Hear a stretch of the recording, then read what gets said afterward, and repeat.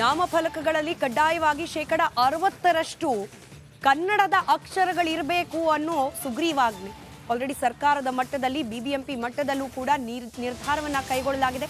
ಅದರ ಅನುಷ್ಠಾನಕ್ಕೆ ಡೆಡ್ಲೈನ್ ಅನ್ನು ಕೂಡ ಕೊಡಲಾಗಿದೆ. ಆದರೆ ಈ ವಿಚಾರಕ್ಕೆ ಸಂಬಂಧಪಟ್ಟಂತೆ ಬೋರ್ಡ್ಗಳಲ್ಲಿ 60% ಕನ್ನಡ ಇರಬೇಕು ಅನ್ನೋ ನಿರ್ದೇಶನ ವಿಚಾರಕ್ಕೆ ಸಂಬಂಧಪಟ್ಟಂತೆ ಸರ್ಕಾರದ ಆದೇಶವನ್ನ ವಿರೋಧಿಸಿ ಎಂಇಎಸ್ ಪ್ರತಿಭಟನೆ ಮಾಡ್ತಾ ಇದೆ. ಬೆಳಗಾವಿ ಡಿಸಿ ಕಚೇರಿ ಮುಂದೆ ಧರಣಿಯನ್ನ ಮಾಡ್ತಿದ್ದಾರೆ ಎಂಇಎಸ್ನ ಕಾರ್ಯಕರ್ತರು.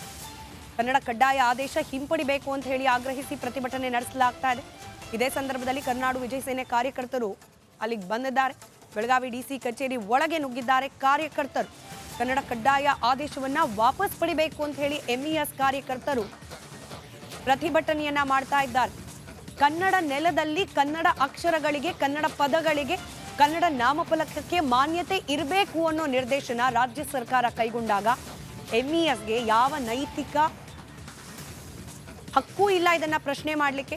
ಪ್ರತಿಭಟನೆ ಮಾಡಲಿಕ್ಕೆ ಕಾನೂನಾತ್ಮಕವಾಗಿ ಅವಕಾಶ ಇದೆ, ಇದಕ್ಕೆ ಅವಕಾಶ ಮಾಡಿಕೊಡಲಾಗಿದೆ. ಆದರೆ ಅಲ್ಲೂ ಕೂಡ ಗೂಂಡಾ ವರ್ತನೆಯನ್ನ ತೋರ್ಪಡಿಸಿದ್ರೆ ತಕ್ಕ ಕ್ರಮ ಕೈಗೊಳ್ಳಬೇಕು ಅನ್ನೋ ಆಗ್ರಹ ಕನ್ನಡ ಪರ ಸಂಘಟನೆಗಳ ಕಾರ್ಯಕರ್ತರದು. ಯಾವಾಗ ಎಂಇಎಸ್ ಪ್ರತಿಭಟನೆ ಮಾಡ್ತಿರೋದು ಗೊತ್ತಾಯಿತು, ಕನ್ನಡ ಪರ ಕೆಲ ಸಂಘಟನೆಗಳು ಕೂಡ ಡಿಸಿ ಕಚೇರಿ ಮುಂಭಾಗಕ್ಕೆ ತೆರಳಿವೆ.